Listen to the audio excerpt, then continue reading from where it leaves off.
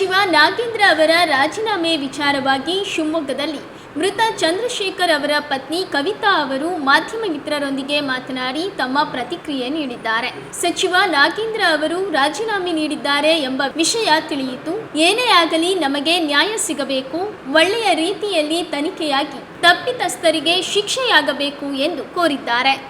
Sir, ಅದೇ ಅವರು ರಾಜೀನಾಮೆ ಕೊಟ್ಟಿದ್ರು ಸರ್, ನಮಗೆ ಹೆಚ್ಚಿನ ತನಿಖೆ ಆಗಬೇಕು. ಹೆಚ್ಚಿನ ತನಿಖೆ ಆಗಿ ಯಾರೇ ತಪ್ಪಿತಸ್ಥರಿದ್ರೂ ಅವರಿಗೆ ಶಿಕ್ಷೆ ಆಗಬೇಕು. ನನ್ನ ಪ್ರಕಾರ ಹೆಚ್ಚಿನ ತನಿಖೆ ಆಗಬೇಕು. ಯಾಕಂದರೆ ಈಗ ಒಂದೊಂದು ದಿನ ಒಂದೊಂದು ರೀತಿ ಪತ್ರಿಕೆಯಲ್ಲಿ ಬರ್ತಾಯಿದೆ, ನ್ಯೂಸಲ್ಲಿ ಬರ್ತಾಯಿದೆ. ಅದನ್ನೆಲ್ಲ ನೋಡ್ತಿರುವಾಗ ಇನ್ನೂ ಹೆಚ್ಚಿನ ತನಿಖೆ ಆಗಿ ನಮ್ಮ ಮನೆಯವ್ರ ಸಾವಿಗೆ ನ್ಯಾಯ ಸಿಗಬೇಕು ಅಂತ ನಾವು ಕೇಳ್ಕೊತಾ ಇದ್ದೀವಿ ಸರ್. ರಾಜೀನಾಮೆ ಬೆಳವಣಿಗೆ ನೋಡ್ತಾ ಇದ್ದರೆ ಸರ್, ಅವರು ತಪ್ಪಿತಸ್ಥರು ಅಂತ ನಮ್ಗೆ ಹೇಳಕ್ಕೆ ಬರಲ್ಲ. ಯಾಕಂದರೆ ತನಿಖೆ ಆಗಬೇಕು. ತನಿಖೆ ಆದಮೇಲೆ ಏನೊಂದು ಗೊತ್ತಾಗುತ್ತೆ ಸರ್. ಅಲ್ಲಿವರೆಗೂ ನಾವು ಏನು ಹೇಳಕ್ಕೆ ಒಂದು ರೀತಿಯಲ್ಲಿ ಖುಷಿ ಆಗಿದ್ರೂ ಸರ್, ನಮಗೆ ದುಃಖ ಇದೆ ಸರ್, ತುಂಬಾ ದುಃಖ ಇದೆ. ಯಾಕಂದರೆ ಏನೇ ತನಿಖೆ ಆಗಿ ಸತ್ಯ ಹೊರಗಡೆ ಬಂದರೂ ನಮ್ಮ ಮನೆಯವ್ರು ವಾಪಸ್ ಬರಲ್ಲ. ನಮ್ಗೆ ಆ ನೋವಿದೆ.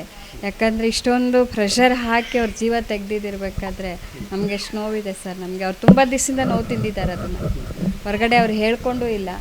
ಬಟ್ ಅದಷ್ಟೊಂದು ನೋವು ತಿಂದಿರುವಾಗ ನಮ್ಗೆ ಈಗ ಅನ್ನಿಸ್ತಾ ಇದೆ ಅವ್ರು ಯಾಕೆ ಇಷ್ಟೊಂದು ಮೌನವಾಗಿದ್ದರು ಅನ್ನೋದು ಈಗ ನಮ್ಗೆ ಅರ್ಥ ಆಗ್ತಿದೆ. ಆಫೀಸಲ್ಲಿ ಅಷ್ಟೊಂದು ಪ್ರೆಷರ್. ಏನೇ ಆಗಲಿ ಸರ್, ಈಗ ನಾವು ತುಂಬ ನೊಂದಿದ್ದೀವಿ. ಈಗ ನಮಗೆ ಜೀವನ ಆಧಾರಕ್ಕೂ ಯಾವುದೇ ದಾರಿ ಇಲ್ಲದೆ ನಾವು ಕೂತಿದ್ದೀವಿ. ಹಂಗಾಗಿ ಯಾರೇ ತಪ್ಪಿತಸ್ಥರಿದ್ರು ತನಿಖೆ ಆಗಿ ಅವರಿಗೆ ಶಿಕ್ಷೆ ಆಗಲಿ ಸರ್. ಹೆಚ್ಚಿನ ಶಿಕ್ಷೆ ಆಗಬೇಕು. ನಮ್ಮ ಮನೆಯ ಸಾವಿಗೆ ನ್ಯಾಯ ಬೇಕು ಅಂತ ಕೇಳ್ಕೊತಾ ಇದ್ದೀವಿ ಸರ್. ತನಿಖೆ ಒಳ್ಳೆ ರೀತಿಯಲ್ಲಿ ಹೋಗ್ತಾ ಇದೆ ಅಂತ ಅನ್ನಿಸ್ತಾ ಇದೆ. ಬಟ್ ಏನಂದರೆ ಸತ್ಯ ಹೊರಗಡೆ ಬರಲಿಲ್ಲ. ಇನ್ನು ಪೂರ್ತಿಯಾಗಿ ಸತ್ಯ ಹೊರಗಡೆ ಬರಲಿಲ್ಲ.